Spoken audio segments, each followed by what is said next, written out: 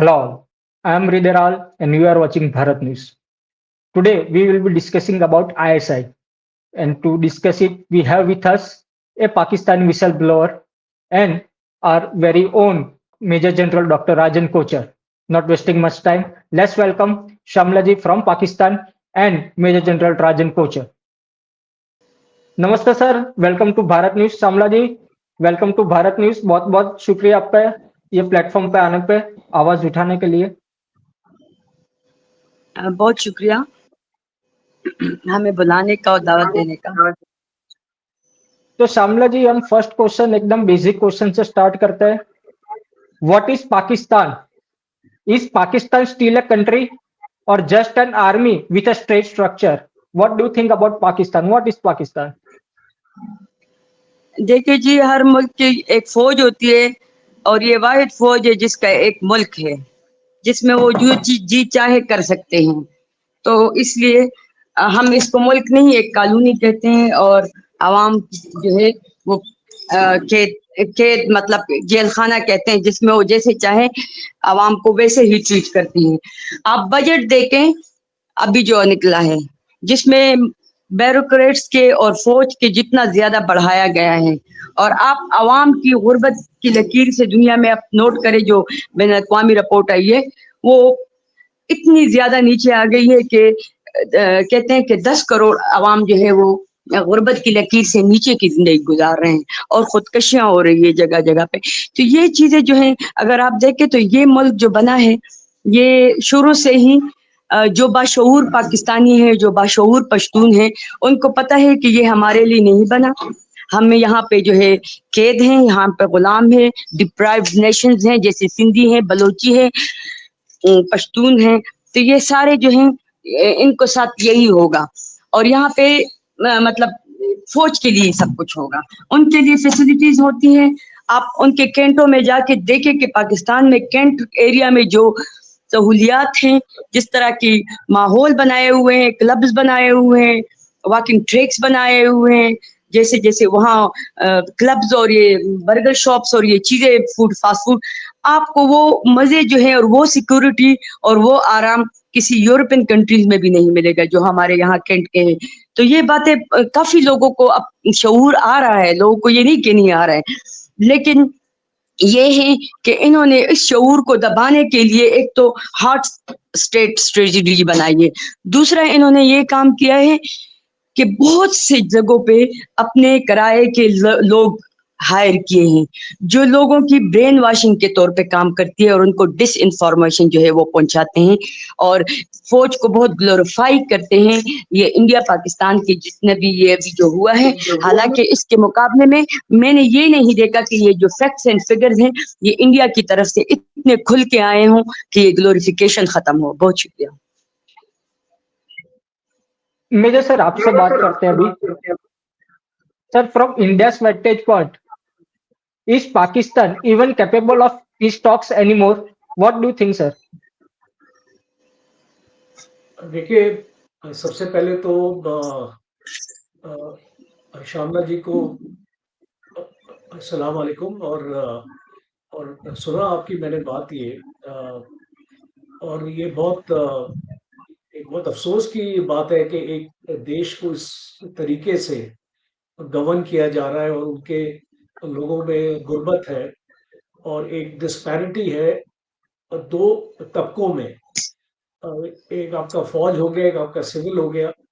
और जिस तरीके से फौजी लोग रहते हैं, जिस तरीके से सिविल लोग रह रहे हैं वहाँ पे, और ख़ास तौर पे पश्तून्स, बलूच और सिंधी, तो ये एक ह्यूमन राइट्स का भी इशू बनता है। अब सवाल जो आपका है कि पाकिस्तान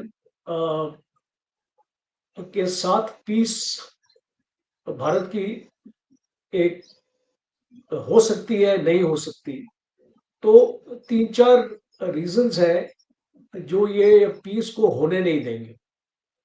पहला है कि जो पाकिस्तान की जो इंटरनल पॉलिटिकल इंस्टेबिलिटी आज है, और इस इंस्टेबिलिटी की वजह से फौज का एक बहुत बड़ा रोल बन जाता है, क्योंकि कोई भी पॉलिटिकल पार्टी बहुमत में नहीं है आज गवर्नमेंट में, और इस इलेक्शन भी रिग्ड हुए थे। इमरान खान के अगेंस्ट 100 से ज्यादा एफआईआर दर्ज हुए थे और वो जेल में है।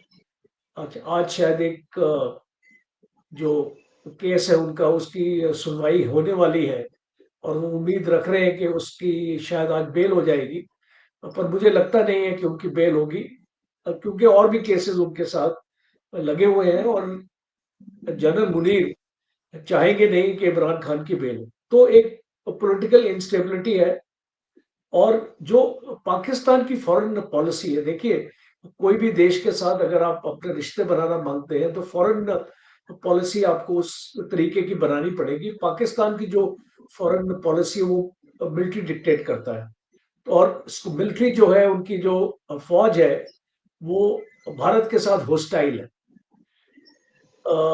ये 1971 की लड़ाई वो भूले नहीं है, चोट है उनको बहुत गहरी। और फिर उसके बाद जब कारगिल हुआ 1999 में, वहां पर भी चोट उनको मिली काफी, तो वो उससे उभर नहीं पा रहे, और इसलिए मुझे लगता नहीं है कि भारत के साथ वो दोस्ती कर पाएंगे। दूसरा है कि पाकिस्तान की जो दहशतगर्दी, जो ये एलिमेंट्स है पाकिस्तान में, टेररिज्म हम जिसको बोलते हैं, वो पाकिस्तान की स्टेट पॉलिसी बन गया है, एक स्ट्रेटेजिक टूल बन गया है अब पाकिस्तान का, जिसमें लश्कर तौयबा और जैश ए मोहम्मद जैसे ग्रुप्स शामिल हैं, और हम जानते हैं आईएसआई की कितनी बड़ी इन्वॉल्वमेंट है। तो ये जब तक इनकी स्टेट पॉलिसी टेररिज्म की रहेगी, और टेररिज्म किसके खिलाफ ये करना चाहते हैं, एक ही मुल्क है, वो है भारत।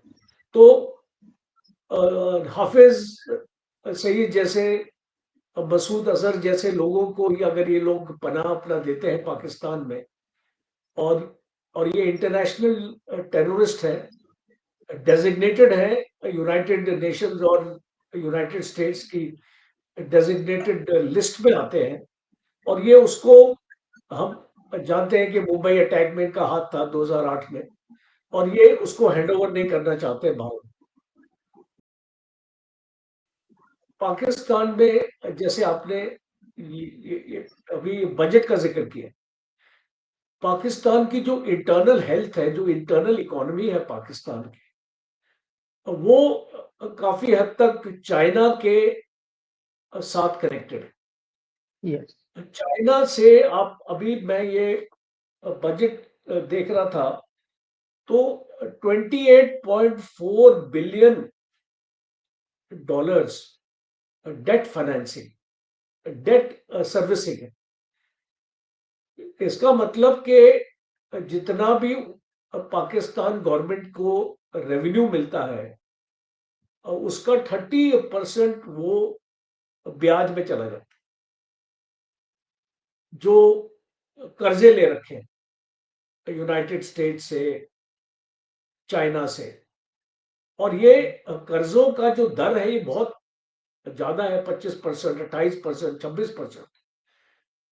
तो पाकिस्तान इस सिचुएशन में अपनी फौज को, अपना 20% बजट फौज के लिए इंक्रीज किया है इस बार, अभी कल या परसों का बजट है। तो वो ये दिखाता है कि एक तरफ फौज को मजबूत कर रहा है, दूसरी तरफ जो पैसा लोगों के लिए लगाना है, लोगों की डेवलपमेंट के लिए, इंफ्रास्ट्रक्चर के लिए, इलेक्ट्रिसिटी के लिए, आपके एनर्जी के लिए, पावर के लिए, हेल्थ सेक्टर, पाकिस्तान का जो बजट है वो खाली 1% जीडीपी अपने हेल्थ को देता है, और फौज को तकरीबन 2.8% जीडीपी देता है। तो जब हम इस चीजों को एनालाइज करते हैं, और जब इकोनॉमिस्ट भी, वर्ल्ड के इकोनॉमिस्ट भी, पाकिस्तान का जो ग्रोथ रेट है आज की डेट में, वो है 2.7%। पूरा वर्ल्ड ग्रो कर रहा है। भारत का आज ही आया है, वर्ल्ड बैंक ने, आईएमएफ ने ग्रोथ रेट भारत का प्रेडिक्ट किया है 6.3%। जब हम ये कंपैरिजन करते हैं दोनों देशों के बीच में, तो साफ हो जाता है कि पाकिस्तान की आज की जो पॉलिसी है, प्रेजेंट पॉलिसी जिस पे वो जी रहा है, जिस पे उसकी हुकूमत काम कर रही है, वो पाकिस्तान के लोगों के लिए सही नहीं।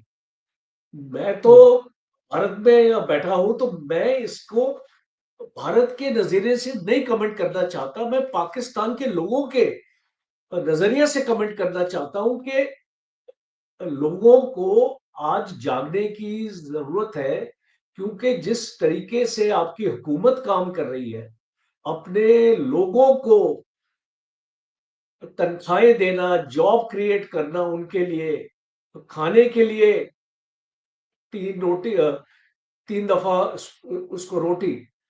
अब एक इसको वर्ल्ड हेल्थ ऑर्गेनाइजेशन की रिपोर्ट है कि तकरीबन 20 से 30 लाख पाकिस्तानी भूखे सोते हैं। तो क्या ये एक ऐसा देश है जो अपने लोगों के लिए इतना भी नहीं कर सकता, और दुश्मनी के साए में जी रहा है ये। भारत के साथ अगर ये दोस्ती करेगा और जो ट्रेड होगा, डिप्लोमेटिक टाइज होगी भारत की, जो लोग जुड़े हुए हैं, देखिए एक टाइम पे तो पार्टीशन से पहले एक ही देश था, हाँ जी। और अब 3 देश हैं, बांग्लादेश को भी अगर हम इंक्लूड करें, तो एथनिसिटी तो काफी एक जैसी है। हम लोग एशियंस हैं, साउथ एशियंस हैं, और जो अगर भारत में अवेलेबल है, हम पाकिस्तान को दे सकते हैं, तो उससे पाकिस्तान का फायदा होता है। पर पाकिस्तान की हुकूमत और खास तौर पे जो डीप स्टेट है, जो उनकी फौज है, वो इसको समझ नहीं पा रही है। तो ये सारी चीजें हैं, और अंत में मैं ये बोलूंगा कि जब तक पाकिस्तान अपना टेरर इंफ्रास्ट्रक्चर को डिसमेंटल नहीं करेगा, जब तक बॉर्डर में अपनी इन्फिल्ट्रेशन को बंद नहीं करेगा, टेररिस्ट को भेजना बंद नहीं करेगा भारत में, और कश्मीर को मान्यता नहीं देगा। देखिए, आज आपके पास पीओके है, हमारे पास हमारा कश्मीर है। आपको समझ लेना चाहिए कि ये कश्मीर आपको वापस नहीं हो सकता है। ये भारत का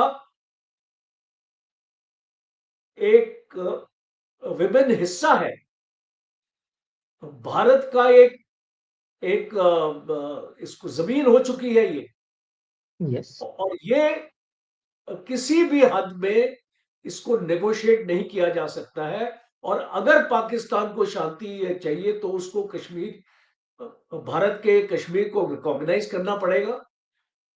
आर्टिकल 370 जो हमने रिवोक किया है, उसको एक्सेप्ट करना पड़ेगा।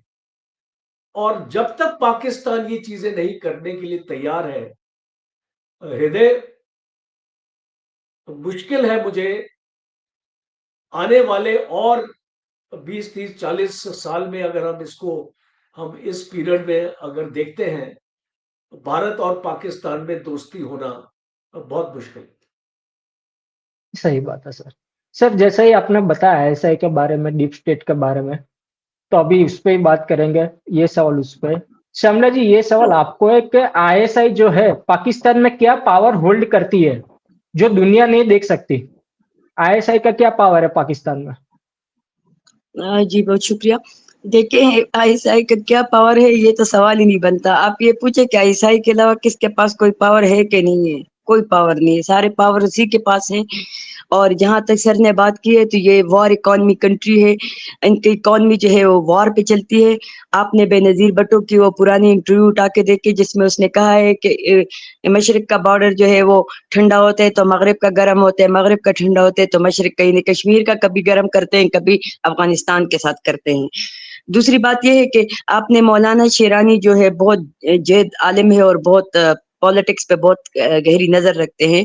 वो कहते हैं कि पाकिस्तान एक इंटरनेशनल जो है कराए का वो है, जहां से लोग कराए के लिए जंग के लिए, यानी जंग का वो है, वो इसको एक बहुत ही वो वर्ड इस्तेमाल मैं नहीं करना चाहती कि ये एक वो रंडी खाना है जहाँ से जिसको किराए के लिए फौज चाहिए या टेररिस्ट चाहिए तो वो उठा के ले जाते हैं।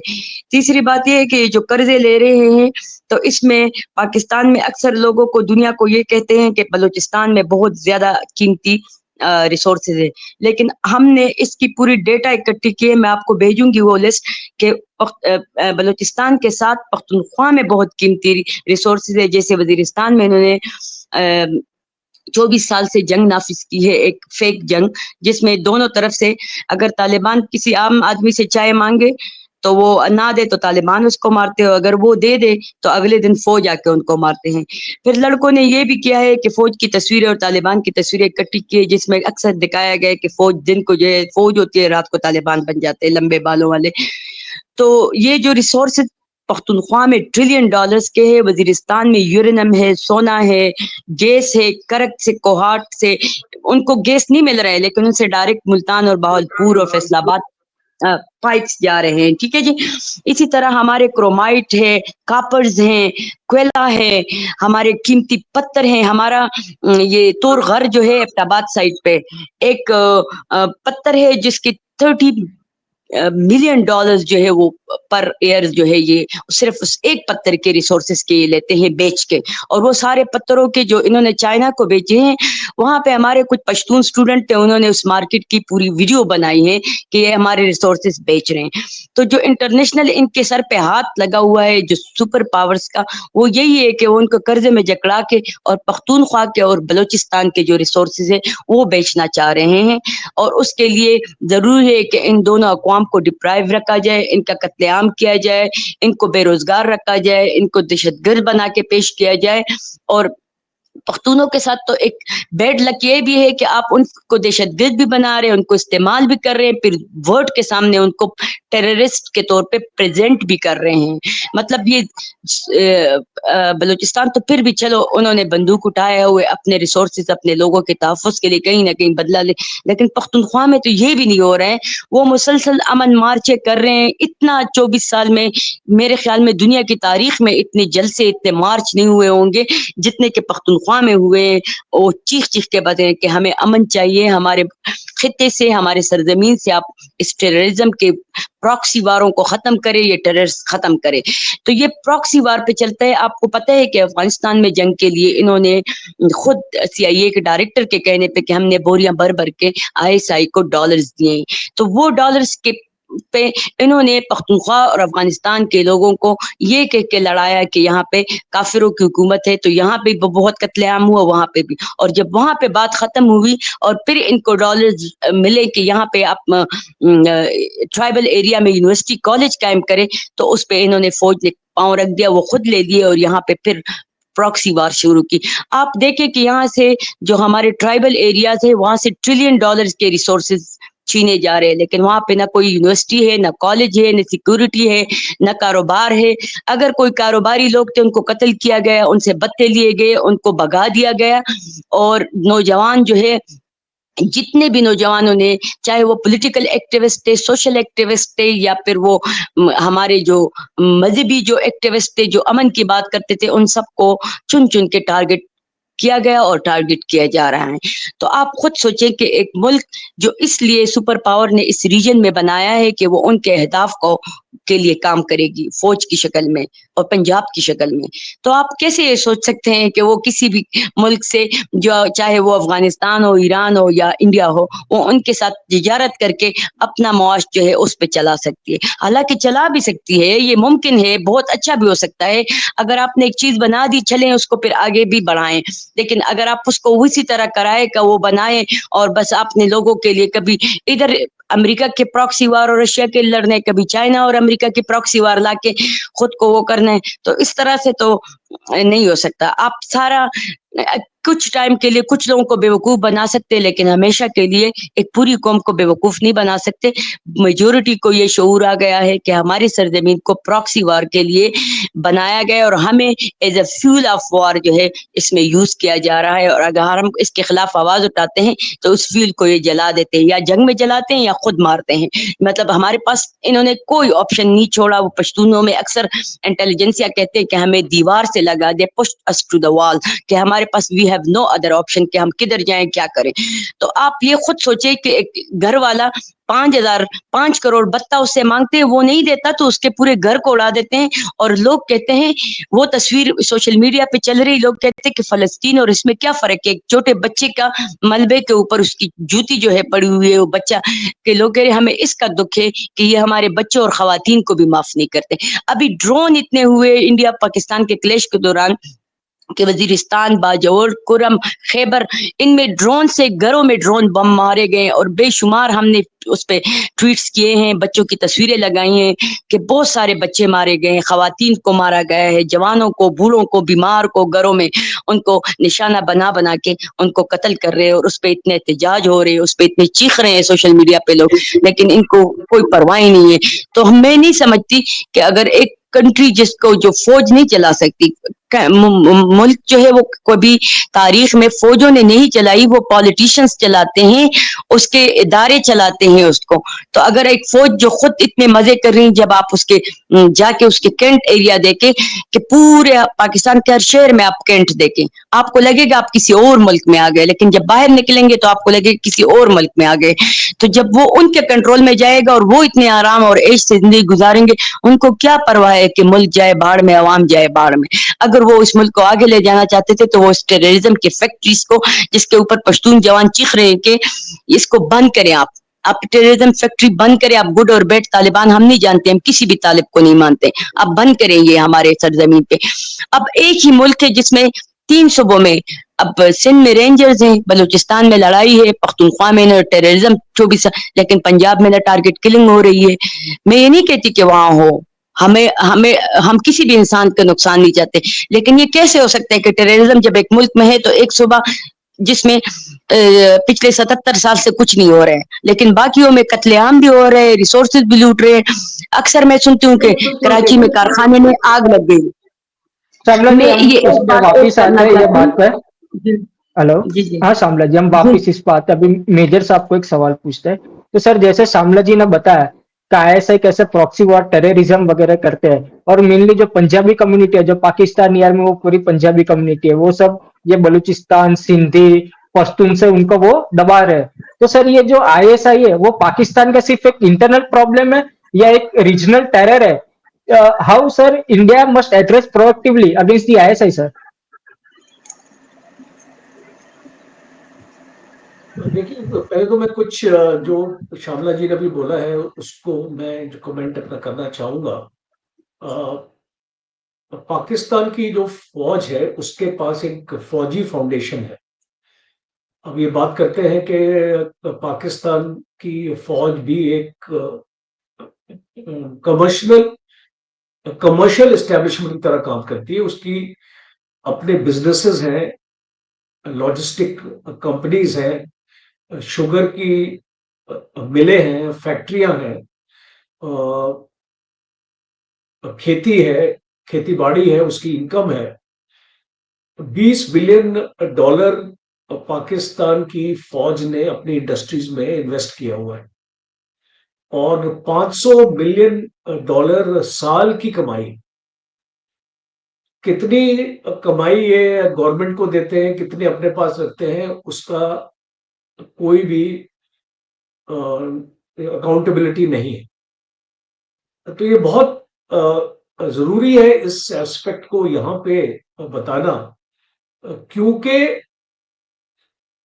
पाकिस्तान की फौज कभी नहीं चाहेगी कि एक स्ट्रॉन्ग पॉलिटिकल एस्टेब्लिशमेंट पाकिस्तान को रूल करे। और इसीलिए इमरान खान को 2 ढाई 3 साल के अंदर ही पाकिस्तान की फौज ने खत्म कर दी, क्योंकि इमरान खान बहुत ही एक स्ट्रॉन्ग पर्सनैलिटी की तरह और एक पॉपुलर लीडर की तरह पाकिस्तान में उभर के आ रहे थे। और वो फौज के लिए बहुत अनकंफर्टेबल था कि भाई ऐसा एक पॉलिटिकल लीडर अगर आ जाएगा तो हमारा वजूद कहां चला जाए और जो हमारी इंपॉर्टेंस कहां चली जाए। और अगर आप पाकिस्तान की हिस्ट्री अपना देखें, आज तक पाकिस्तान में कोई प्राइम मिनिस्टर नहीं है जिसने अपने पूरे 5 साल का कार्यकाल अपना पूरा किया है, अपना टेन्योर पूरा किया है। और जो मैं अभी बोल रहा हूं वो इस चीज को प्रूव करता है, सामने लेके आता है कि फौज नहीं चाहेगी कि कोई भी स्ट्रांग पॉलिटिकल पार्टी या स्ट्रांग पॉलिटिकल लीडर पाकिस्तान को रूल करे। तो पाकिस्तान की आवाम को ये समझना चाहिए अभी, क्योंकि पढ़े लिखे लोग हैं पाकिस्तान में, जो उनका यूथ है, जो उनका फ्यूचर है, अब उनको पता होना चाहिए कि पाकिस्तान का कोई फ्यूचर नहीं है जब तक पाकिस्तान की फौज पाकिस्तान को चला रही है। आप इलेक्शंस क्यों करते हैं? एक डेमोक्रेसी आप पाकिस्तान को क्यों बोलते हैं? डेमोक्रेसी का मतलब है कि लोग by the people, for the people end of the people government होनी चाहिए। तो क्या ये आज की गवर्नमेंट जो शहबाज शरीफ की गवर्नमेंट है, क्या ये by the people, of the people, for the people है? ये सवाल मैं पाकिस्तान की आवाम से करना चाहता हूं। जो आपका पॉपुलर लीडर था, जो इलेक्शन में जीता था, आपने उसको जेल में डाल दिया और उसके बावजूद उसकी पार्टी ने 100 से ज्यादा कैंडिडेट्स उनके जीते हैं। पार्लियामेंट जो पाकिस्तान की असेंबली है, पार्लियामेंट है, तो उसमें 100 से ज्यादा उनके नुमाइंदे हैं। इसके बावजूद कि आपने उसकी पार्टी को भी बैन कर और वो इंडिपेंडेंटली लड़े और जीते। तो ये एक साफ इंडिकेशन है कि पाकिस्तान किस तरफ जा रहा है। और आप आईएसआई की बात करते हैं, अब आईएसआई तो एक पाकिस्तान फौज का एक टूल है जिसको वो इस्तेमाल करते हैं ड्रग्स। आप देखिए अफगानिस्तान बॉर्डर पे इतना ड्रग्स की स्मगलिंग होती है, नेक्सस है। ये पैसा आईएसआई के पास कहां से आता है? ये ड्रग्स से आता है, हथियारों की स्मगलिंग से आता है। और भारत में जितने भी अटैक्स हुए, अगर मैं आपको इसको गिनाऊं, पार्लियामेंट अटैक से लेके आपका मुंबई अटैक 2001 में पार्लियामेंट का हमारे ऊपर अटैक हुआ था, 2008 में मुंबई हुआ, 16 में उरी हुआ, पठानकोट हुआ, पुलवामा हुआ 2019 में। तो इस तरीके के आईएसआई ने भारत के अंदर अटैक्स करवाए हैं। और क्यों करवाए हैं? क्योंकि पाकिस्तान मिलिट्री की इंपॉर्टेंस दिखाने के लिए कि अभी भी हम इतने शक्तिशाली हैं, हम इतने रेलेवेंट हैं कि हम भारत में इस टाइप के हमले अपना कर सकते हैं। तो अभी टाइम क्या है? अब आप इस प्रोग्राम में आए हैं और मैं आपकी दाद देता हूं कि आपकी हिम्मत की कि आपने आके ये सब आज बोला इस प्रोग्राम में। बहुत कम लोग आके ऐसी बात करते हैं।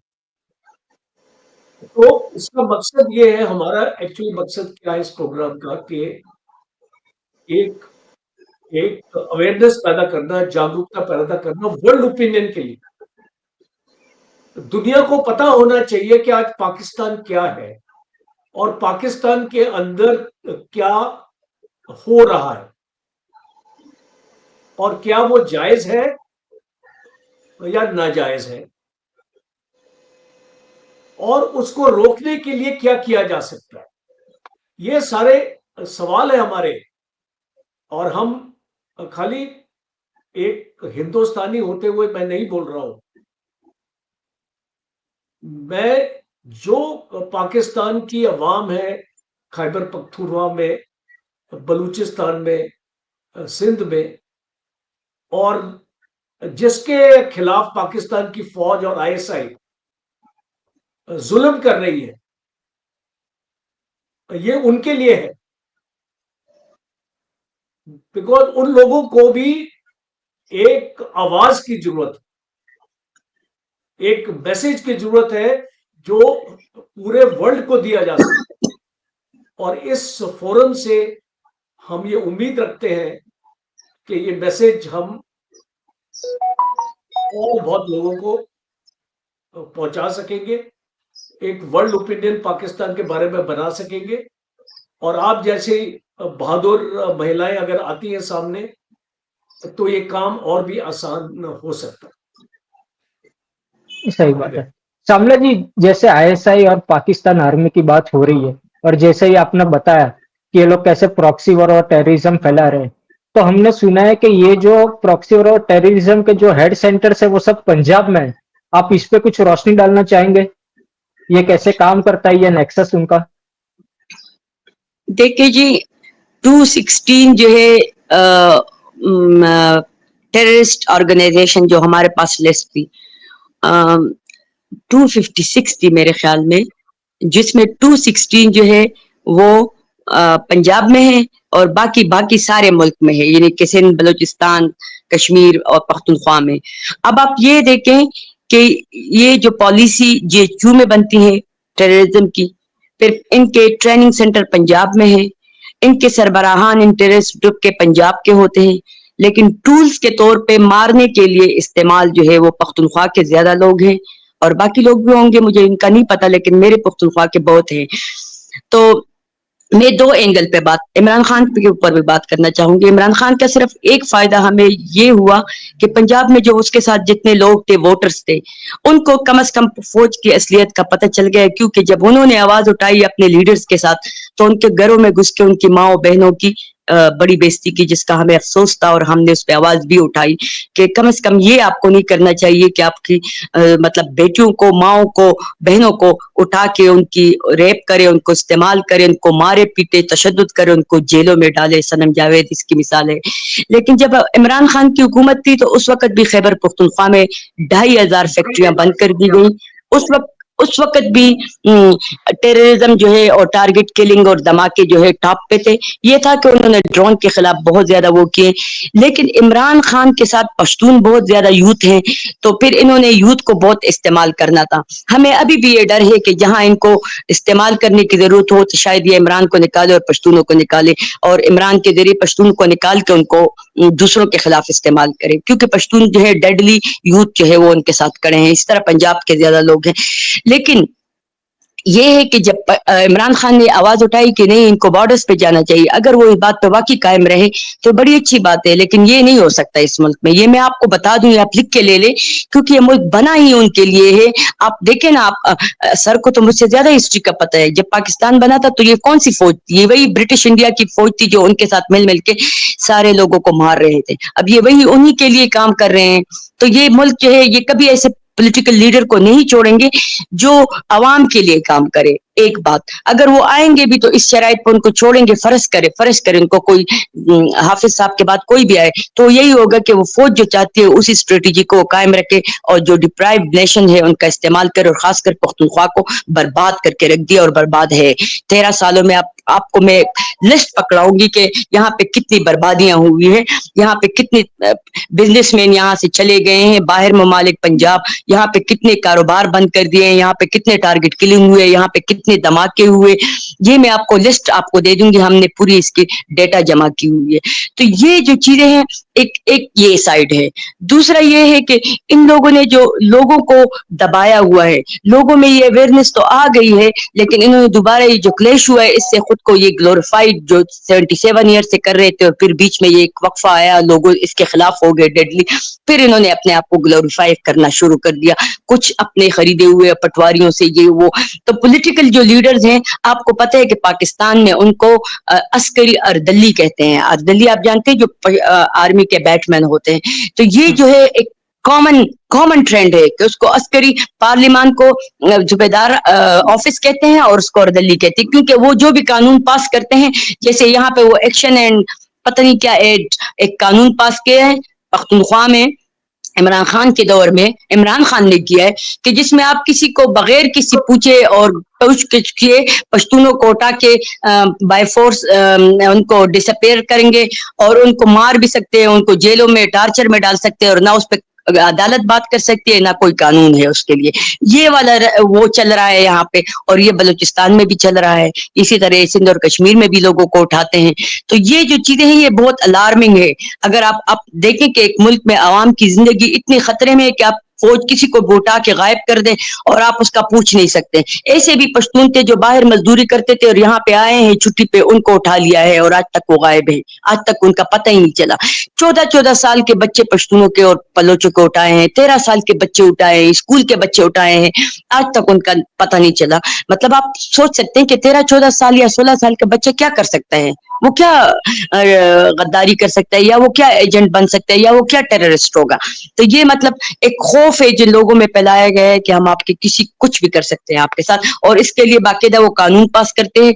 और इतनी बहुत सारी पार्टियों के होते हुए भी वो लोग जो है इसके खिलाफ खड़े नहीं होते, तो लोगों ने उनको फौजी अर्दली या अस्करी या पार्लिमानी अर्दली कहना शुरू कर दिया है कि वो हमारे लिए आवाज नहीं उठाते, ना हमारे काम भलाई के लिए, ना हमारी सिक्योरिटी के लिए। इस मुल्क में सबसे बड़ा मसला, गुर्बत से भी बड़ा मसला सिक्योरिटी का है, हमारे जान और माल और इज्जत का है, जिसमें किसी का ना इज्जत महफूज है, ना किसी की जान महफूज है, ना किसी के माल महफूज। किसी से भी आप बत्ता मंगवा ले, किसी भी बंदे को आप टेररिस्ट बना के पेश करे किसी ग्रुप को, और वो आपसे बत्ता ले और आप नहीं देंगे तो आप उसके घर को उड़ा देंगे। ये क्या बात हुई? या कोई पॉलिटिकल लीडर जैसे इमरान खान के जो एमएनए है कोहाट में, उसके घर को उड़ा दिए, ये क्या बात हुई? कि जो भी आपके खिलाफ या किसी पॉलिटिकल लीडर के साथ हो तो आप उसको चुन चुन के मारे। डी चौक में जितने पश्तूनों को मारा गया है वो 3,000 से ज्यादा बताए जा रहे, और उसी दिनों उन्होंने पाराचिनार में एक फेक क्लेश स्टार्ट करके उसमें 76 पश्तूनों को लेके गए, डेड बॉडीज को, और लोगों को ये कहा गया है कि ये सुन्नी शिया क्लेशेस में मारे गए हैं, ये उनके साथ लड़ रहे थे। फिर जो बाकी लाशें हैं उनकी माँ बाप को पैसे देके या डरा धमका के उनको खामोश कर दिया है, और आज तक डी चौक के जितने डेड बॉडीज है उनका पता नहीं चला। इन्होंने स्पेशली पंजाब एमएनए जो एमपीएस थे उसके पीटीआई के, उनको कहा कि आप पंजाबियों को ना लेकर आए यहाँ पे, क्योंकि हमने यहाँ पे पूरा एक कत्लेआम करना है। और फिर ये गंडापुर जो है पश्तूनों को लेकर आया, या खुद चला गया चारों तरफ से लाइट ऑफ करके। आप खुद बताएं, जब चारों तरफ से आप पे फायरिंग हो रही है तो आपके कितने लाशें गिरेंगी, ये आप सोचें। तो ये बातें हैं जो मतलब एक मुल्क में पश्तून जो है इनके लिए कीड़े मकोड़े हैं, चाहे वो पॉलिटिकल पॉइंट्स ऑफ व्यू से मारे, चाहे प्रॉक्सी से मारे, चाहे टेररिज्म से मारे, चाहे मदरसों में उनको खुदकश बम्बार बना के मारे, चाहे अफगानिस्तान भेजे। अब एक दीर में इन्होंने एक दफा जब जनरल गफूर थे तो ये गए और इन्होंने इनसे जवान मांगे। ये एक ऐसे बंदे ने ये वाकया सुनाया जो खुद उसका चशमदीद गवाह है। वो कहते हैं कि उसी इज्तिमा में एक बंदा खड़ा होता है और कहता है कि हमने जो पहले आपको लड़के दिए उसका हिसाब दो, उनकी लाशें किधर है, वो किधर है? आपको पता है उस बंदे का क्या हुआ? उस इज्तिमा के बाद वो बंदा ही गायब हो गया। इसी तरह हामिद मीर ने एक ट्वीट की है कि पख्तूनख्वा में तो आपको पता है बलूचिस्तान के साथ मुल्हका पख्तूनख्वा इलाके भी हैं जो बलोच भी मानते हैं। वहां पे एक बंदे की जो अमीर बंदा था उसकी गाड़ी एक मेजर को पसंद आई, वो बंदा ही गायब कर दिया गाड़ी। भाई आप गाड़ी ले ले, बंदे को क्यों गायब करते हैं, मारते हैं? तो यहाँ पे तो लोगों की ना जान महफूज है ना माल महफूज है। अब गुर्बत है, गुर्बत तो अभी ईद से पहले कितनी पंजाब में कितनी खुदकशियां हुई है, जब बच्चों ने कपड़े मांगे तो लोगों ने खुदकशियां की। तो उनको इस चीज से फर्क नहीं पड़ता, चाहे कोई मरे या बल्कि वो खुद भी मारते हैं। तो मसला ये है कि जो इंटरनेशनल कम्युनिटी है, जो so called champion of human rights अपने आप को कहते हैं और जो so called champion of democracy कहलाते हैं, उनको पाकिस्तान में पख्तूनख्वा नजर नहीं आता, बलूचिस्तान नजर नहीं आता, सिंध और कश्मीर नजर नहीं आता कि वहां पे क्या हो रहा है। वो इस पे आवाज नहीं उठाते, बल्कि वो तो उनके सरों पे हाथ रखते हैं। कभी इनको टेररिज्म कम्युनिटी का हेड बना देते हैं बैन अल-अक़वामी सतह पे, कभी क्या। जो खुद बना रहे हैं उनको आप कैसे हेड बनाते हैं? ये हमें समझ नहीं आती कि हमारी आवाज क्यों नहीं सुन रहे हैं। श्यामला क्या जी, तो हम हम पूरी समझ दुनिया गए के कि लिए कीड़े हेलो मकोड़े हैं? जी जी श्यामला जी, हम समझ गए कि कैसे ये पंजाबी पाकिस्तानी पाकिस्तान आर्मी आईएसआई जो एट्रोसिटीज कर रहे हैं बलोच, सिंधी और पश्तून्स पे। तो अभी मेरा सवाल अभी जनरल साहब से है। अभी सर मैं एक बात आपको राज हाँ साहब, जब ये डी चौक पे गोलियां मार रहे थे तो पश्तून इनके फौज में जो पश्तून है, तो आपको याद होगा ख्वाजा आसिफ ने स्पेशली एक रिटन ऑर्डर दिया था कि उनको उनसे असलहा ले लिया जाए। यानी ये इनका हमारे ऊपर एतमाद है, और ये हम इस मुल्क के हमारे पश्तून जो है इसी मुल्क के शहरी है, लेकिन इनको पता है बीच में कि हम इनको मारते हैं, कहीं इनके अपने लोग को कुछ हो ना जाए, वोट ना जाए, तो उनको आर्म्स जो है उनसे ले लिए गए थे। बस यही बात करनी थी, शुक्रिया। हाँ जी। तो सर पाकिस्तान जो है वो विक्टिम कार्ड प्ले करता है वेस्ट में भी। तो अभी भी वेस्ट पाकिस्तान के जो विक्टिम कार्ड जो वो प्ले कर रहा है, are the west following for it sir? देखिए, पहले तो मैं कुछ points, important points Shyamala ji ने बोले हैं, उनको हाईलाइट करना चाहता हूँ, फिर मैं आपका जो सवाल पे आऊंगा। सबसे पहला है कि आप देखिए कि किस तरीके से पाकिस्तान के कुछ प्रोविंसेस में हालात हैं आज की डेट में। पीओके को आप देख लीजिए, खैबर पख्तूनवा, बलूचिस्तान, वजीरिस्तान और कुछ हद तक सिंध। तो इंटरनल पाकिस्तान में इतनी प्रॉब्लम्स हैं, और ये आने वाले वक्त में ये और बढ़ेंगी, क्योंकि अगर या तो हुकूमत इसके ऊपर अपना तवज्जो करे और कोशिश करे कि लोगों की प्रॉब्लम्स दूर करने के लिए और लोगों को सहूलत देने के लिए, एजुकेशन इंप्रूव करने के लिए, हेल्थ केयर इंप्रूव करने के लिए, इंफ्रास्ट्रक्चर, पावर सेक्टर, पानी, ये सारे आपके मुद्दे हैं। और अगर ये इंडस वाटर ट्रीटी जिसके बारे में हम बात कर रहे हैं, यस। तो अगर ये लागू हो जाती है तो पाकिस्तान में और प्रॉब्लम्स आने वाली है। तो आई थिंक पाकिस्तान की गवर्नमेंट को समझ लेना चाहिए। अब जैसे अंग्रेजी में बोलते हैं, राइटिंग ऑन द वॉल। अब बांग्लादेश क्यों बना? बिकॉज पाकिस्तान ने राइटिंग ऑन द वॉल नहीं देखी उस टाइम पर, और इसीलिए वो ईस्ट पाकिस्तान अलग हो गया पाकिस्तान से। अब मुझे ऐसा लगता है आने वाले वक्त में बलूचिस्तान भी उस दिशा में जा रहा है, बिकॉज ऑलरेडी बलूचिस्तान में पाकिस्तान फौज का कंट्रोल कम होता जा रहा है, क्योंकि बलूचीज इकट्ठे हो गए हैं। यस। अब Balochistan Liberation Army, Balochistan National Front, Tehreek Taliban Pakistan, ये सारे ग्रुप्स इकट्ठे हो रहे हैं और एक बहुत मजबूती के साथ पाकिस्तान की फौज का मुकाबला कर रहे हैं। हम रोज न्यूज़पेपर में आता है कि ब्लास्ट हो गया, एक कॉन्वॉय पे अटैक हो गया, आज 15 पाकिस्तानी सोल्जर्स मारे गए। और वो ट्रेन हाईजैकिंग के बारे में भी अगर आप उसको सुने, तो उसमें भी काफी पाकिस्तान के सोल्जर्स मारे गए हैं, जो पाकिस्तान ने एडमिट नहीं किया है। 200-250 से ज्यादा उनके सोल्जर्स उस बलूची अटैक में मारे गए, जो पाकिस्तान 20-22-25 का फिगर दे रहा है।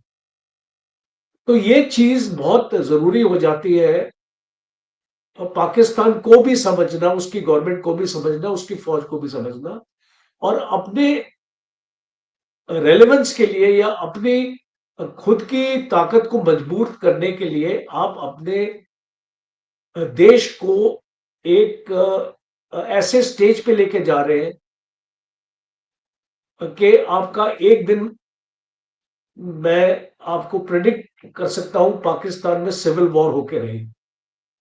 और जब एक सिविल वॉर कंडीशन आ जाती है, जब लोगों को आप इतना तकलीफ में पहुंचा देते हो, तो वो खड़े हो जाते, इंसर्जेंसी आ जाती। और ये इंसर्जेंसी काफी सालों से बलूचिस्तान, खैबर पख्तूनख्वा में चल रही है, और उसको अभी पैर लगने की देर है, उसके बाद आप देखना पाकिस्तान में फैलेगी। ये अब जो आपका एक्चुअली सवाल है कि ये वेस्ट सर जो है पाकिस्तान, हाँ, विक्टिम कार्ड सर प्ले कर रहा है, तो सर अच्छा, इस ये पे जो वेस्ट का क्या है? पाकिस्तान, देखिए आपको इसको समझना पड़ेगा, वेस्ट पाकिस्तान के आज साथ क्यों दे रहा है। सबके अपने नेशनल इंटरेस्ट हैं, कोई पाकिस्तान के इंटरेस्ट के लिए उनकी मदद नहीं कर रहा है, और पाकिस्तान भी शायद इस चीज को जानता होगा, बिकॉज वेस्ट के भी इंटरेस्ट है यहां पे इस रीजन में, चाइना के इंटरेस्ट है इस रीजन में।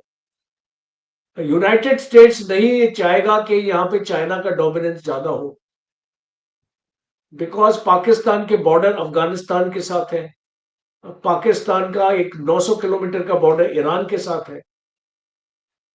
तो जब इस तरीके की जो पॉलिटिक्स है, और पाकिस्तान जैसे आपका ग्वादर पोर्ट हो गया, वो एक स्ट्रेटेजिक है कि जो अरेबियन सी में आपका खुलता है, चाबार पोर्ट के बहुत पास है, एक ट्रेड रूट बनता है।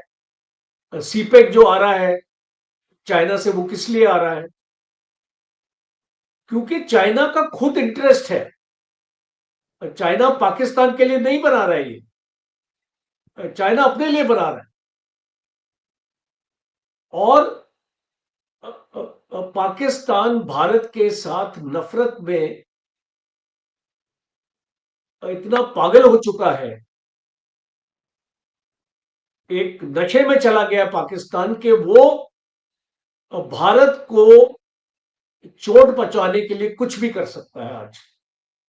और इसीलिए वो चाइना के साथ मिला हुआ है। अपनी फौज का भी हम देख रहे हैं कि फाइटर प्लेन भी आ रहे हैं, ड्रोन आ रहे हैं, टर्की से आ रहा है।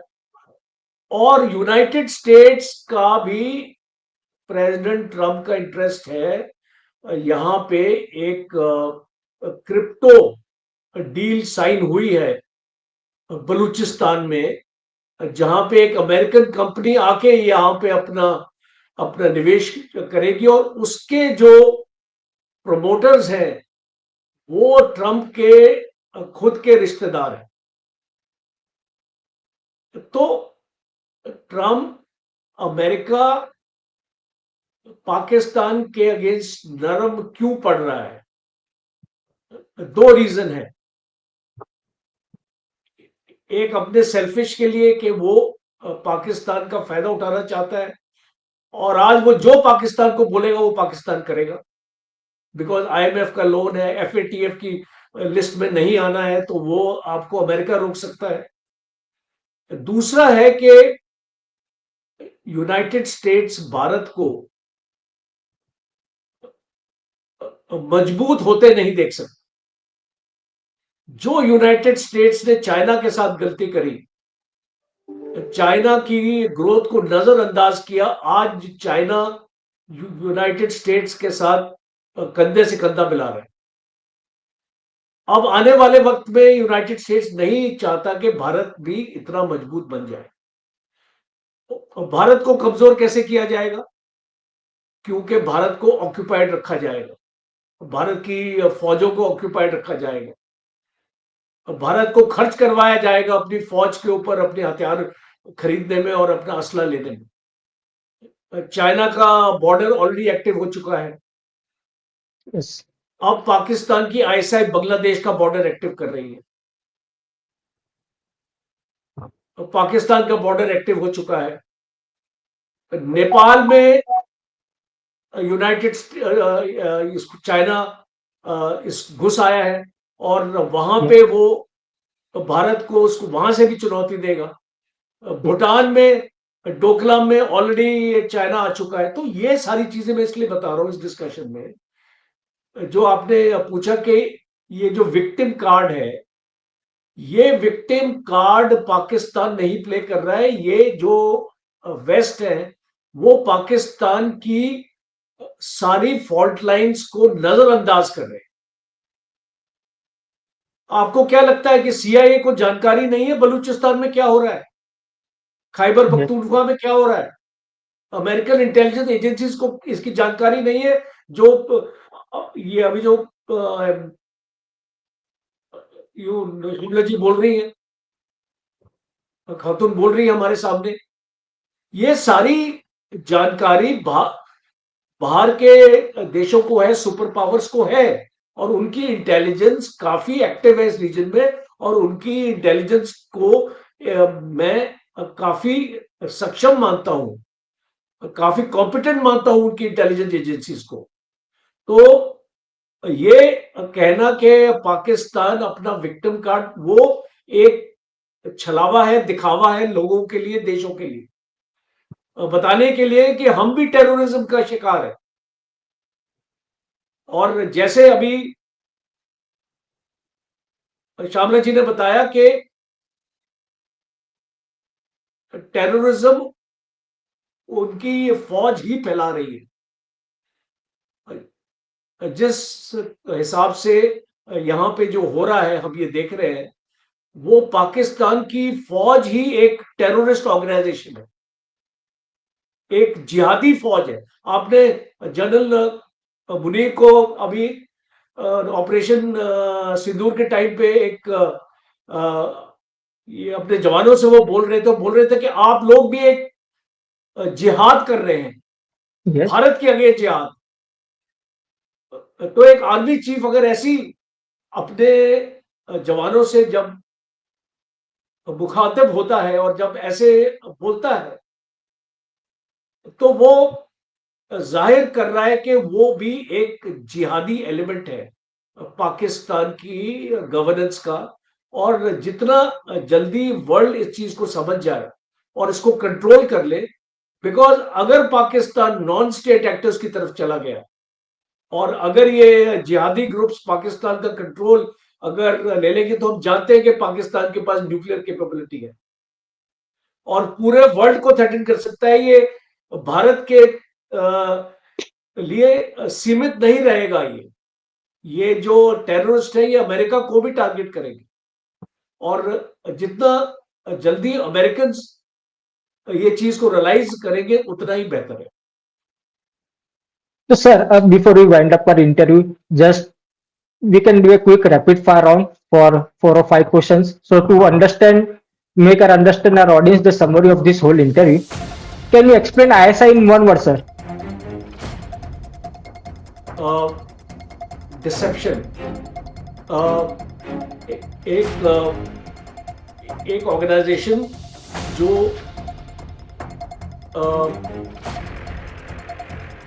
लोगों को डिसीव करती, बहकावा में इसको रखती है लोगों को, वो है आईएसआई का। और एक राइट वर्ड होगा इसका, डिसरप्टिव। अगर आपको वन वर्ड चाहिए, डिसरप्टिव ऑर्गेनाइजेशन। मैं आईएसआई के बारे में क्या कह सकती हूँ? आईएसआई के लिए मुल्क जो है आईएसआई के लिए बना है, वही चला रहे हैं, दूसरों के लिए, अपने लोगों के लिए नहीं। Real power in Pakistan, Parliament or Army headquarters? Army headquarters. Army headquarter. Is Balochistan the next Bangladesh? Great possibility. बहुत मुमकिन नजर आ रहे हैं, जो कुछ हो रहा है, जो नजर आ रहे हैं, बिल्कुल ऐसा ही लग रहा है, क्योंकि बलोची जो है नहीं मान रहे, आजाद मुल्क चाहते हैं, आजादी चाहते हैं। Imran Khan, fallen hero or manufactured puppet? He is a manufactured puppet. Manufacture puppet था, लेकिन अब वो नहीं बनना चाहता, और अगर अब वो नहीं बनना चाहता तो फिर उसका मुस्तकबिल तारीख है। अगर वही पपेट बनेगा तो फिर ठीक है, उसके जरिए पख्तूनों को दूसरों के खिलाफ इस्तेमाल करेंगे। Who benefits most from terrorism in Pakistan? Pakistan army and ISI. उसमें सबसे ज्यादा पंजाब को और फौज को हो रहा है, और जो सुपर पावर्स को हो रहा है। India in 2040 versus Pakistan in 2040. India becomes a medium power and Pakistan disintegrates. India जिस तरीके से जा रहे हैं अपनी इकोनॉमी में, जीडीपी में, तो वो लोगों की विश भी है, और ये हमारी भी ख्वाहिश है कि वो इस रीजन का रीजनल पावर बन जाए, और पाकिस्तान का मुस्तकबिल जो है वो अलार्मिंग है। The impact of Operation Sindhu.